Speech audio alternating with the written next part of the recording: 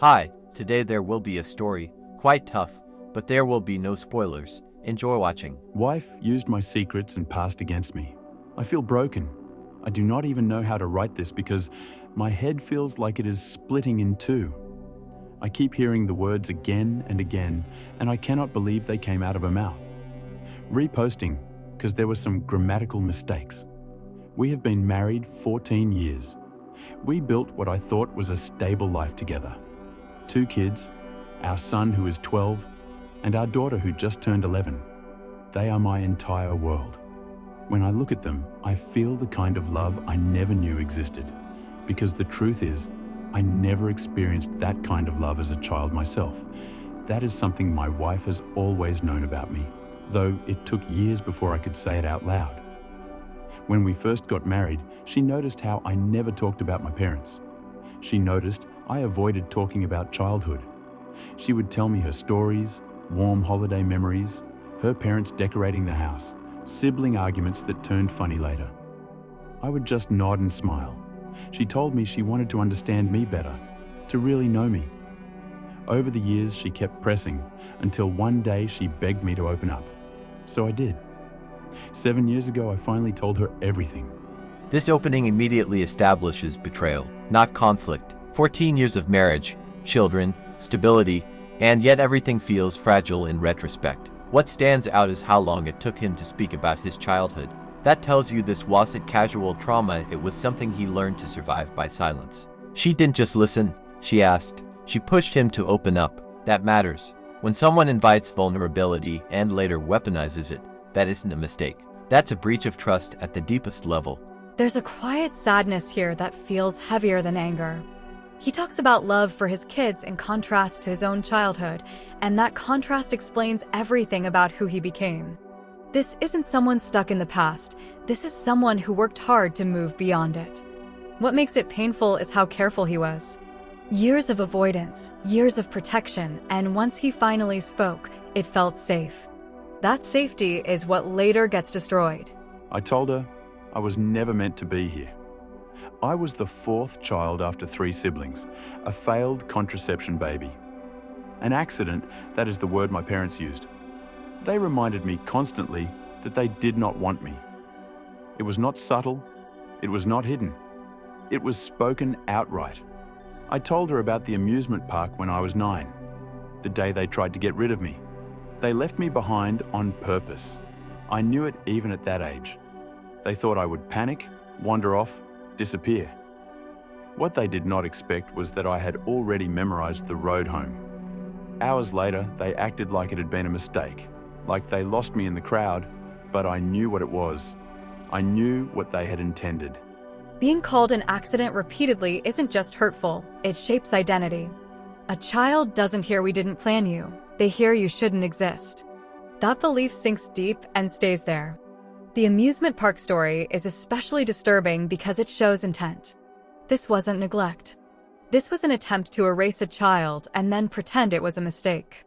Knowing that at 9 years old changes how you see the world forever.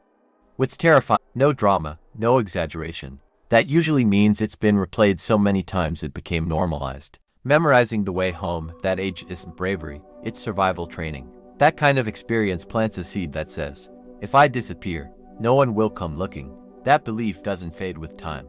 It just gets quieter. I told her about the night my father wrapped his hands around my throat and squeezed until the world went dark at the edges. I could not breathe. My head felt like it would explode. To this day, I do not know why he let go. Maybe my mother walked in. Maybe something inside him pulled back at the last second. Whatever it was, I lived. Barely, but I lived. This moment shifts everything. Emotional abuse becomes physical, and the stakes become life and death. The detail about the world going dark isn't literary, it's physiological memory. What stays with me is that he doesn't know why it stopped. No explanation, no reason. That leaves a person permanently suspended between survival and loss, never knowing how close they came to not existing. This is the kind of trauma that doesn't sit in the past, it lives in the body. Being nearly killed by a parent destroys the concept of safety itself. You don't just recover from that. Later words like he should have finished it don't just hurt emotionally. They reactivate a moment where death was real and close. I told her about the food, how some nights everyone else ate, and I sat there watching. Not because we were poor, we had enough, but because I was excluded. If they bought something good, they shared it among themselves, never with me. I remember sitting at that table as a child, stomach empty, watching them laugh while I pretended not to exist. I told her how they never missed a chance to remind me I was an accident. My parents said it, my siblings picked it up. It became the running joke that I should not exist, that I was the mistake they could not erase. I told her how once they admitted they had planned to abort me but never went through with it. They said it with no hesitation, as if it were a casual piece of trivia, not a dagger to my chest. And I told her about the winter night when my father locked me outside as punishment for something I did not even do. I was maybe 10. It was freezing. I stood out there shivering, crying, my teeth rattling. I honestly thought I would not make it through the night. A neighbor eventually saw me and banged on the door until my mother opened it. That neighbor probably saved me.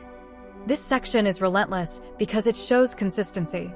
This wasn't one bad event, it was a system. Hunger, humiliation, repetition. Being told you shouldn't exist becomes a family culture. The winter night is especially haunting. Being locked outside as a child isn't punishment, it's abandonment. Survival depended on chance. On a neighbor. That kind of randomness leaves a permanent scar. What gets me is how many times death brushed past him: hunger, violence, exposure, and how normalized it became. When cruelty is routine, you stop expecting help. The neighbor saving him is comforting. It's terrifying. It means if no one had noticed, the story would have ended there. These are the things I poured out to my wife. It was not easy. I remember shaking as I said them. I remember how exposed I felt, like I had ripped open scars I had carefully hidden for years. She hugged me after. She told me she was glad I trusted her. She promised she would never throw those things back at me. Last night, she broke that promise. This is where trust is cemented. He didn't just tell stories, he relived them. Shaking, exposed, vulnerable. And she promised safety. Promises like that become sacred. That's why what happens next isn't a fight. It's desecration. The hug matters. The reassurance matters. That's why betrayal hurts more than silence ever could. Safety was established and then destroyed. We argued. It was stupid. It started with our son's homework. She said I was too soft on him, that I let things slide. I said she was too harsh. It escalated. We were both defensive. One of those arguments where you forget the point and just keep trying to win. And then she said it. She looked straight at me and said, "Maybe my father should have finished what he started that night. I don't even deserve to have a family, let alone children. That maybe it would have been better if I had not survived. That I was never wanted anyway, and I was the one who told her so." I froze. I actually thought for a second that I misheard her, but she said it again, calmly, as if she believed she was simply pointing out a truth. I cannot describe what it did to me. I have had cruel things said to me before in my life. I have been insulted, mocked, belittled. I know how to brush words off, but this was different. This was the one person I let into the deepest part of me. She took my pain and turned it into a weapon. I just stood there in silence. I did not even yell back. I could not. It felt like something shattered inside me. The rest of the night I barely spoke. She acted normal, like nothing had happened. I went to the spare bedroom and stayed there. I lay awake the entire night, hearing her words over and over, blending with my parents' voices from years ago. Their cruel jokes, their reminders that I was unwanted, all coming back with her voice layered on top. I thought about the rage I carried as a teenager, how I used to wish my mother would die painfully. I thought those feelings were buried deep, but last night she dug them up and threw them right back at me. I cannot move past it.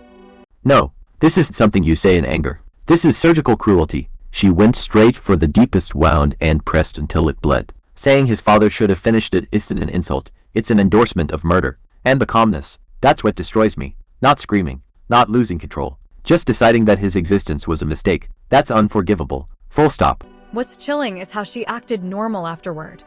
That disconnect suggests this wasn't accidental. It was deliberate and once said it couldn't be taken back. His silence isn't weakness. It's shock. Something fundamental cracked. This morning she was cheerful, as if none of it had happened. I could barely look at her. All I could think was that something inside me had broken. I do not know if it can ever be repaired. Now I'm sitting here thinking about divorce, or at least separation. I do not even know how to start. I do not know what lawyer to call. I do not know how to explain to the kids why their parents are breaking apart. Part of me wonders if I am overreacting, if this is just a fight gone too far. But I know myself. I know I am not overreacting, because I cannot imagine ever forgetting what she said. Usually, I move on, from almost anything. I swallow pain, bury it, keep going. But this is not something I can just swallow. This is different. She went to the deepest wound I have and drove the knife in. I need to say this clearly. I need validation. I need someone to tell me I am not crazy for feeling this broken. I need condolences because I feel like I am spiraling, replaying her words in my head. I thought my past was behind me. I thought I had buried it and moved on. Last night showed me I was wrong. It is not buried. It is alive, and it can be used against me by the very person I trusted most. And I do not know how I could ever forgive that. This ending isn't about divorce, it's about survival. He knows himself well enough to understand when something can't be swallowed anymore. Forgiveness requires remorse. Sometimes a single sentence undoes years of love, not because it was loud, but because it was true in intent. I can't stop thinking about how deep this hit. It's like every word cut right to the core. I mean, the way he described his past, everything he endured, it's unimaginable. And then to hear that someone he trusted the most, someone who promised to never use his pain against him, actually did that, it's gut-wrenching. I keep replaying it in my head and trying to understand, but it's brutal. It really makes me question how people can be so cruel to someone who's already been through so much. I know it's haunting, really haunting. But at the same time, it shows how incredibly resilient he is. Despite all of that, he's still trying to keep moving forward, to hold on to the pieces of himself that weren't broken. The way he opened up about all of it, even when it must have been terrifying to relive, it's brave beyond words.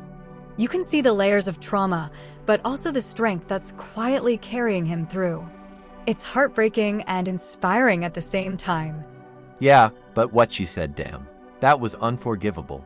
To take someone's deepest, most vulnerable wounds and use them as a weapon. It's not something you just get over.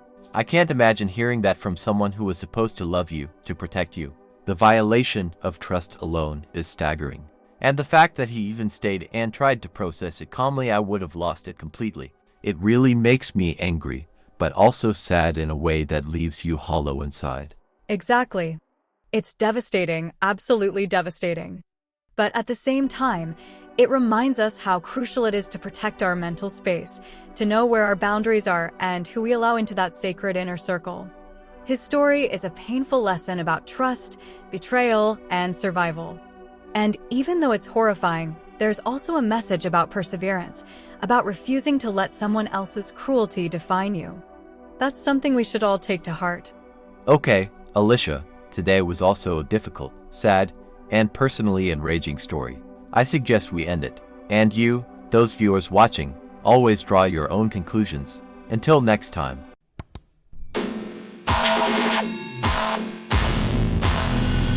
Hello. Today there will be some pretty heart-stirring stories. They will not just be heart-stirring. They will be captivating, making you sit in front of the screen and listen to them from beginning to end. Let's begin.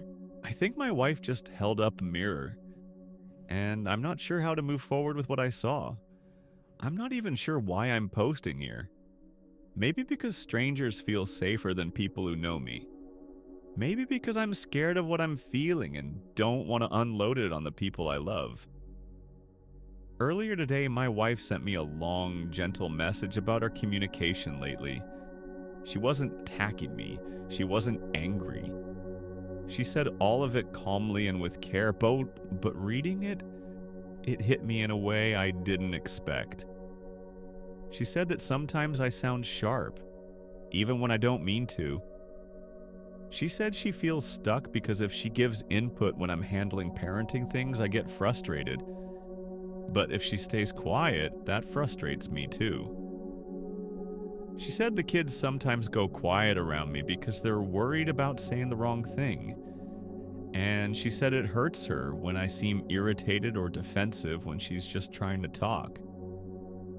Seeing those words laid out like that, I felt something inside me drop. Like a truth I've been avoiding finally stepped forward. You know what hits me first? Not the criticism, not even the kid's part, even though that hurts the most. It's the way she did it. She didn't attack him. She didn't explode. She didn't threaten or accuse. She spoke carefully. And sometimes that's worse than yelling, because there's nowhere to hide. When someone calmly tells you, hey, this is how you're showing up, you don't get to blame their tone. You don't get to say they're emotional. You're just standing there with a mirror you didn't ask for. And the scariest part, he didn't deny it. He felt it drop inside him, because on some level, he already knew. What broke my heart is the kids going quiet. That's not rebellion. That's not disrespect. That's adaptation. Kids don't go silent because they don't love you. They go silent because they're trying to stay safe. And I don't think this man is abusive. I don't think he's cruel. I think he's overwhelmed and doesn't realize how loud his internal pressure has become on the outside. And the fact that his wife still chose gentleness? That tells me she's not giving up. She's reaching. The truth is, I've been struggling more than I realized. Or maybe more than I wanted to admit. I've been carrying a mix of grief, stress, and this old aching fear I've never learned how to voice. I grew up without a father. My mom worked herself nearly into the ground, raising me and my twin.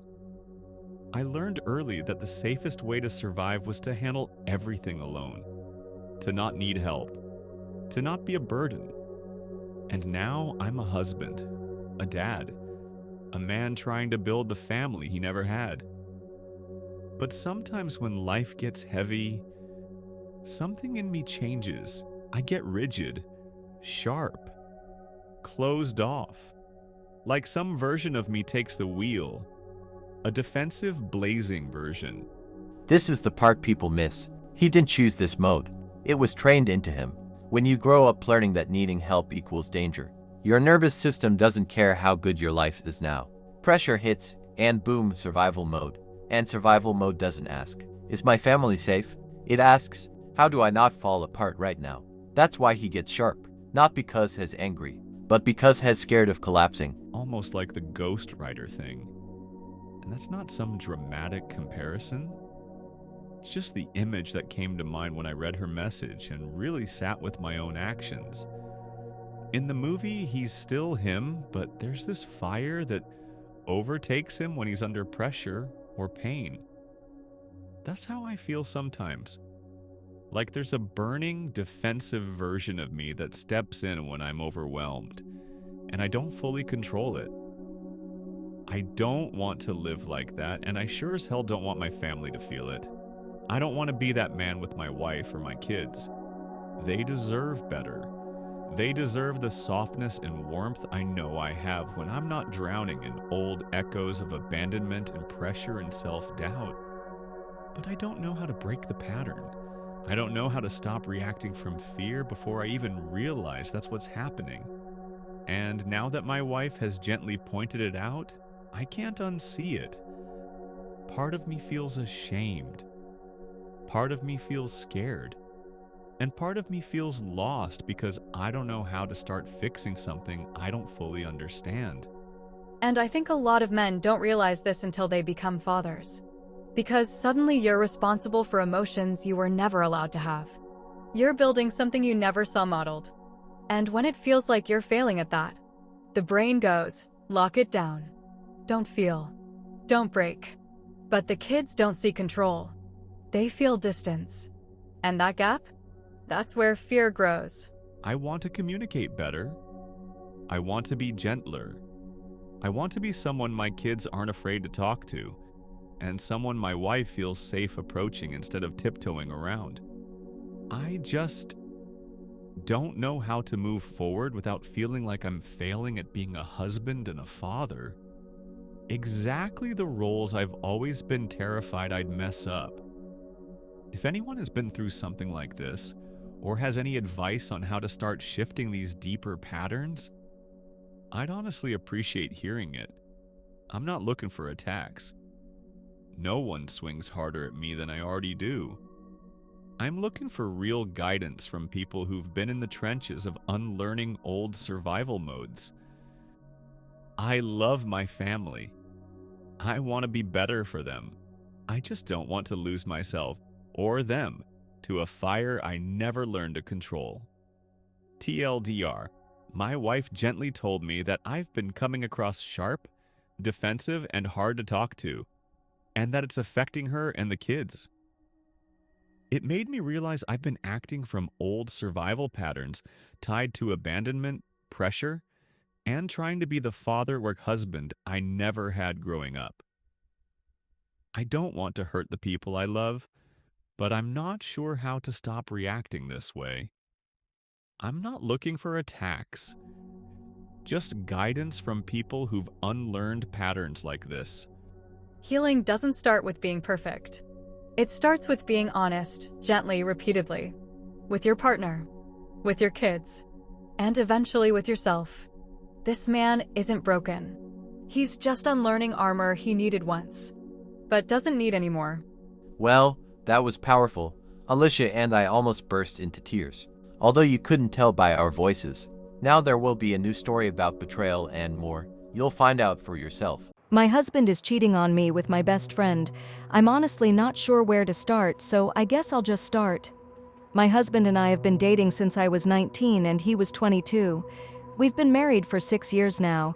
We have 2 kids and I'm 6 months pregnant with our third.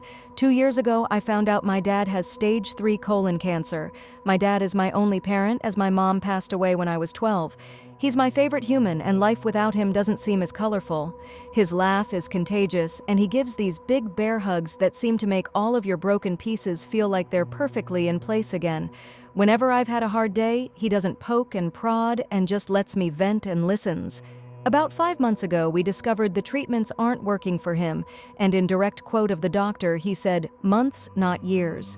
Since then, he's gotten progressively worse, and now is losing memory. He looked at the dog he got for me on my 21st birthday and said, "Wow, that's a nice dog. Where'd you get it?"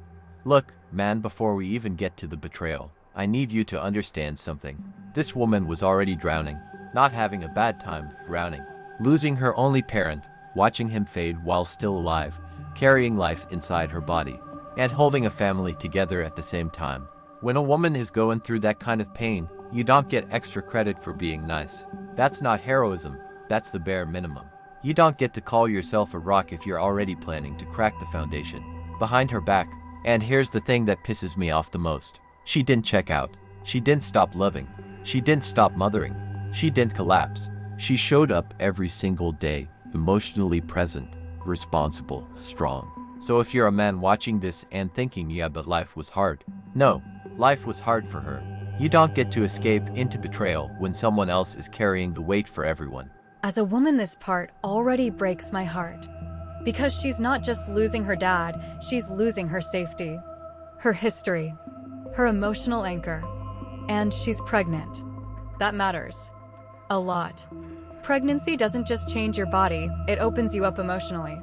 You feel everything deeper. Fear, grief, love.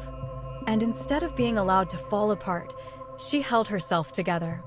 For her kids. For her husband. For everyone. Women like this don't ask for much. They just want honesty, stability, loyalty. And when betrayal comes later, it hits harder because it comes after all this strength. After all this trust. My husband has been my absolute rock. He has been there for me, holding my hand and helping me through this. He's been so loving and attentive to both my kids and I. Don't get me wrong, I am a mother first, always. I don't allow myself to wallow. My kids are still loved, cared for, played with, and I haven't let my load slack around the house. Once my dad got his updated prognosis, my husband encouraged me to quit my job. About a month later, we discovered we were pregnant again, and I still hadn't let go of my job. I kept holding out for some reason. After finding out I was pregnant again, he assured me it was still okay to quit my job, that honestly it would save us a small fortune on daycare costs anyways. So I did. I quit my job. This is where it turns dark, because this is the part where power shifts. You encouraged her to quit her job. You told her she was safe. You told her you had her. That's not just emotional support, that's responsibility. When a man asks a woman to rely on him, especially while she's pregnant, he takes on a moral obligation. Cheating after that isn't just betrayal, it's sabotage. You didn't just sleep with someone else. You removed her safety net after convincing her she didn't need one. That's not a mistake, that's calculated selfishness. Quitting her job wasn't weakness. It was trust.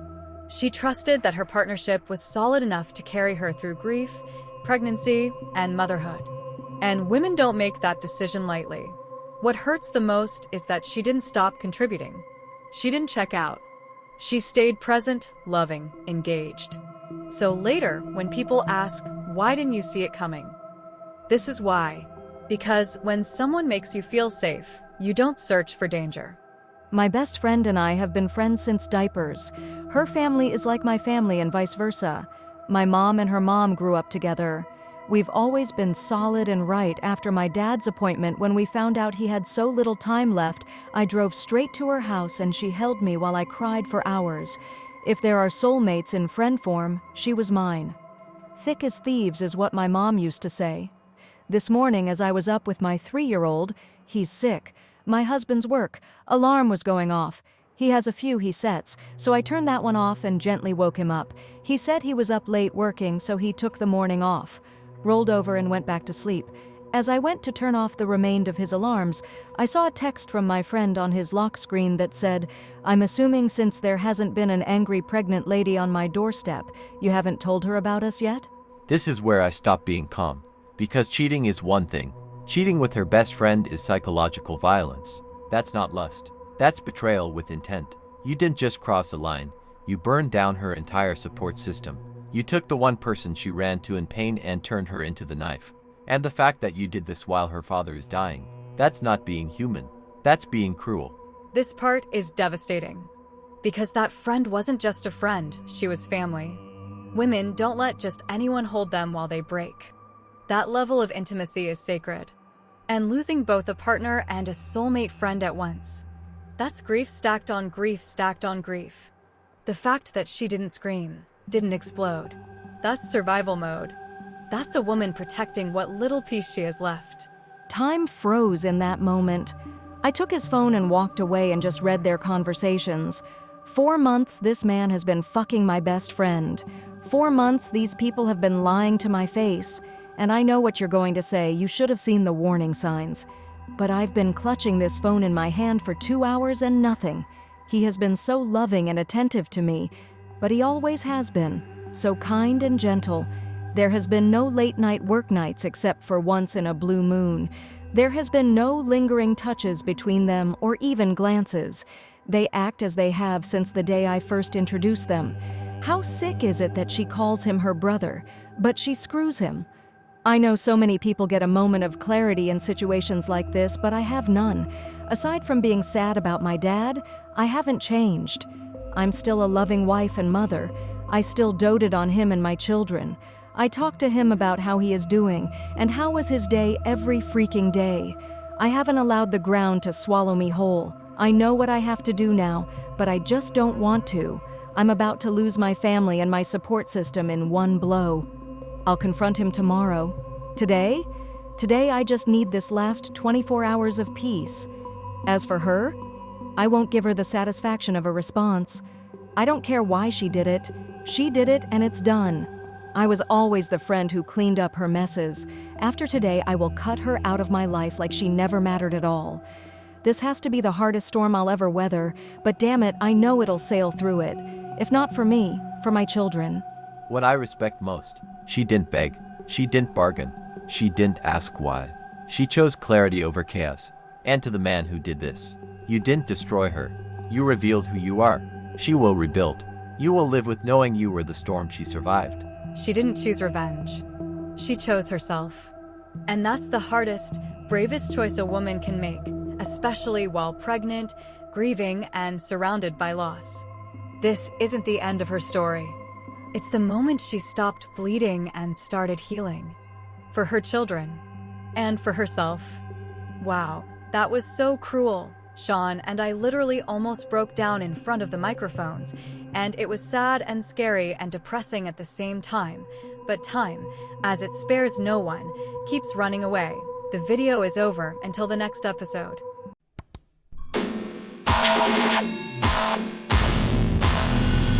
Hi, today Shon and I will be talking about unplanned pregnancy, a sensitive topic especially for me as a girl.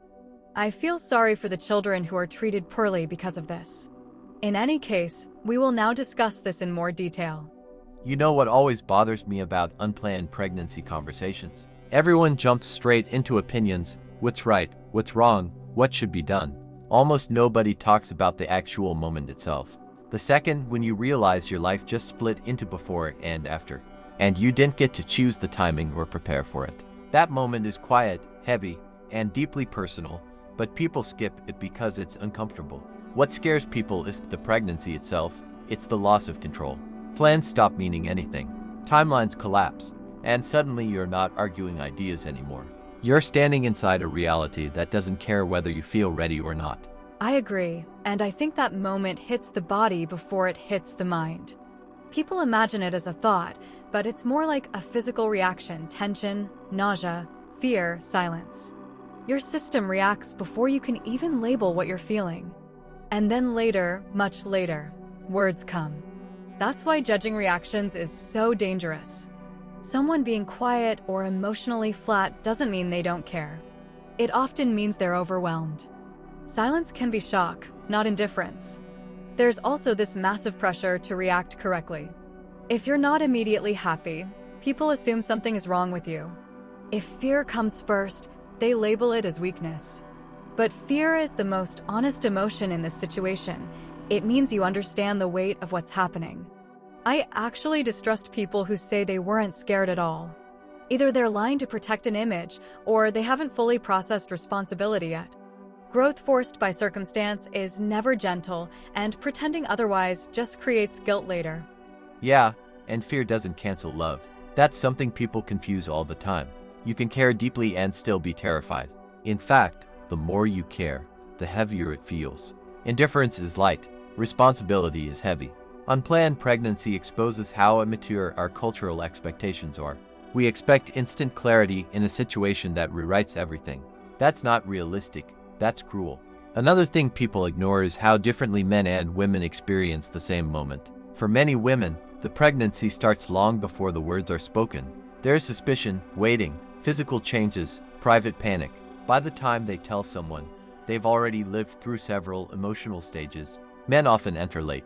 They get one sentence and are expected to instantly be on the same emotional page. That gap creates misunderstanding, not because someone is careless, but because their timelines never matched. And that gap is dangerous if it's not acknowledged. Men may go silent and start calculating survival, money, work, future. Women may interpret that silence as emotional abandonment. Both are reacting to fear, just in different languages. Neither side is wrong. They're just scared differently. And when fear isn't translated, it turns into resentment. Something else people hate admitting is that love alone doesn't solve this. Love helps, but it doesn't erase fear, doubt, or resentment overnight. Pretending it does sets people up for failure and shame when reality doesn't match the fantasy. Guilt becomes poison here. People feel bad for not feeling what they're supposed to feel. But emotions don't follow moral rules. Feeling unsure doesn't make you a bad person, it makes you honest. Exact. The most dangerous thing is doubt. It's silence. Silence lets fear grow into something ugly. Honest, uncomfortable conversations are the only thing that keeps people connected when everything feels unstable. Strength isn't certainty. Strength is staying present even when you don't have answers. I think one of the hardest truths is realizing there's no perfect choice. Every path carries loss. No matter what decision is made, a version of the future dies, a plan, an identity, an illusion of control. People aren't choosing between good and bad. They're choosing which pain they're willing to live with. And that's not something outsiders get to simplify. That's why compassion matters more than judgment here. What stays with people isn't the decision itself, it's how alone they felt while making it. Maybe real maturity isn't being ready. Maybe it's being honest, staying human, and not abandoning each other when fear shows up. You know what people rarely admit out loud? That sometimes the hardest part isn't the situation itself, it's watching how fast the world expects you to adapt. One day you're still processing shock, and the next you're supposed to have answers, confidence, and a plan. There's no pause button for the mind. That pressure creates a second trauma. Not the pregnancy, but the feeling that your confusion is unacceptable. Like you're failing at something you never signed up to be tested on. Yeah, and the irony is that confusion is often the most responsible state to be in. It means you're actually taking the situation seriously. People who rush to certainty often do it to escape discomfort, not because they're ready. There's a strange courage in saying, "I don't know yet." That sentence scares people more than any decision, because it forces them to sit inside uncertainty instead of running from it. Another thing nobody prepares you for is grief, even when nothing bad technically happened. You grieve the version of yourself that existed before. The freedom, the simplicity, the illusion that time was unlimited. And that grief doesn't mean regret. It just means you're human. Losing one life while stepping into another hurts, even if the new life might become meaningful later. Exactly. People confuse grief with rejection. But grief is about transition, not refusal. You're allowed to mourn a door that closed even if you chose to walk through a different one. Suppressing that grief doesn't make it disappear. It just resurfaces later as resentment, exhaustion, or emotional numbness. What worries me most is how often people go through this alone while technically not being alone. Friends talk, family advises, but nobody actually listens without trying to steer the outcome. Support shouldn't feel like persuasion. Sometimes the most helpful thing is having someone sit there and say, "I don't know either, but I'm here." Yeah, real support doesn't rush closure. It doesn't demand optimism. It stays even when the answer is uncomfortable or unfinished. Most people don't need advice. They need permission to feel what they're feeling without being corrected. There's also this myth that once a decision is made, peace instantly follows. That's bullshit. Decisions don't erase emotions, they just change their shape. Peace is something that grows slowly, not something you unlock by choosing correctly.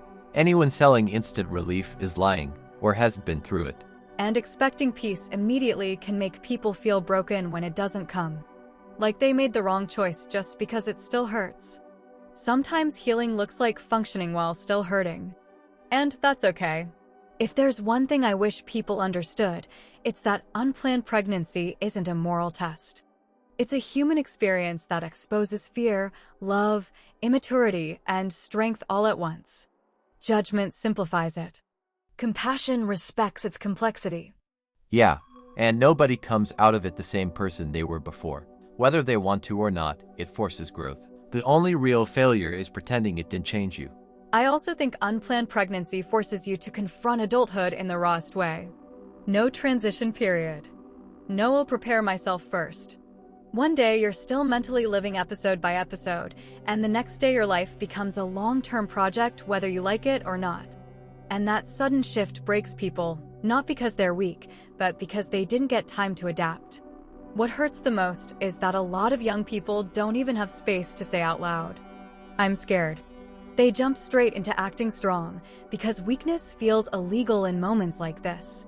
But fear doesn't disappear just because you ignore it. It leaks out later, in silence, in anger, in distance between partners. And partners drifting apart is a huge part nobody wants to talk about. Because now it's not just two people dealing with shock, it's two different fears colliding.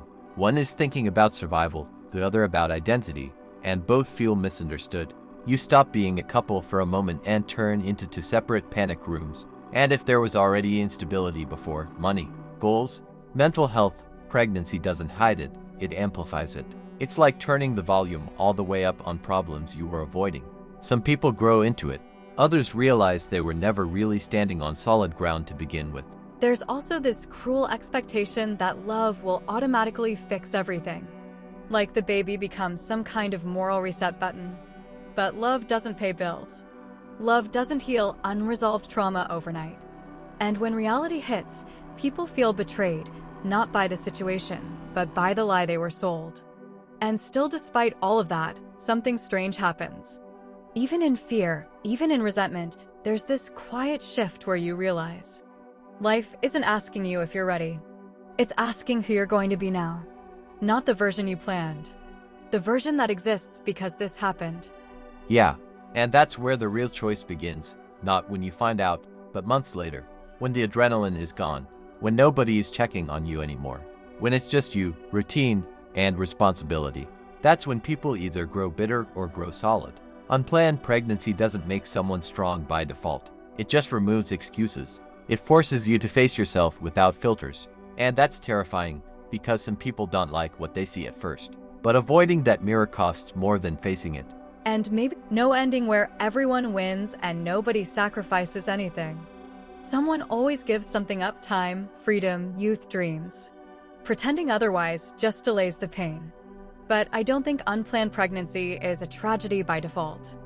I think it's a confrontation. With responsibility. With fear. With who you are when life doesn't wait for you to feel confident. And not everyone passes that confrontation the same way, but everyone remembers it forever. Yeah, it marks you. Even if the path turns out okay. You never forget the moment when your future stopped being hypothetical. When someday turned into now.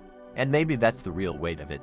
Not the baby, not the chaos, but the end of excuses. Because after that, you can't lie to yourself the same way anymore. There's another layer people almost never talk about: guilt without a clear target. Not guilt toward the child, not toward the partner, but toward the version of yourself you thought you were going to be. The plans that quietly die without a funeral. You don't even get to mourn them properly, because saying "I'm sad about the life I want to have" feels selfish in this context. And that guilt doesn't scream. It whispers. It shows up when you're alone, late at night, scrolling, watching other people live freely. And you're not jealous of them, you're grieving yourself. That's the part that makes people emotionally numb if they don't acknowledge it. Yeah, and what's dangerous is pretending that numbness is maturity. People confuse emotional shutdown with being strong. They say, "I'm fine, I just don't feel much anymore," like that's growth. But that's not growth. That's survival mode overstaying its welcome. If you don't give yourself permission to process that loss, it leaks into everything else. You become colder, shorter, less patient. And then everyone wonders why love feels mechanical instead of alive. It's not because you stopped caring, it's because you never let yourself feel the full weight of what changed. Another uncomfortable truth is that not everyone becomes a better person because of responsibility. Some people become resentful. Quietly. Politely. They do everything right on the surface, but inside they keep a scoreboard of everything they sacrificed. And resentment grows best in silence. That's why honesty matters so much here. Not brutal honesty, not emotional dumping, but small, consistent truth. Saying "this is hard" before it turns into "this ruined my life." Because once resentment sets in, it doesn't announce itself. It just rewrites how you see everything. And resentment is sneaky because it feels justified. You can always find a reason for it. Less sleep, less money, less freedom, and all of that is real. But if you don't separate responsibility from blame, you start blaming the situation for your unhappiness, even when the real issue is how unprepared you were mentally. That's the harsh part nobody wants to hear. Sometimes the pain isn't caused by what happened, but by who you were when it happened. And that's not an insult. That's a starting point. But I also want to say this, because it matters. Growth doesn't always look dramatic. Sometimes it looks boring, repetitive, quiet. You don't wake up one day feeling like a different person. You just notice that you complain less, react slower, think further ahead. And that's how real change usually happens. Unplanned pregnancy doesn't steal your future. It forces you to build one without fantasy. And while that's painful, it's also grounding. You stop living in what if and start living in what now. And for some people, that's the first time life actually becomes real. Yeah, and reality is romantic, but it's honest. It doesn't promise happiness, but it gives meaning. And meaning lasts longer. People who survive this moment don't come out fearless. They come out clearer, about priorities, about limits, about themselves. And maybe that's the final thing. This situation doesn't define you forever, but the way you handle it defines how you'll handle every crisis after. This is a rehearsal for life not going according to plan. Okay, we talked, and it wasn't just for fun. It was really hard during this. The worst thing is that they don't show how unplanned children are treated rudely and with disdain. Well, see you in the next episode. The conclusions are yours, as always.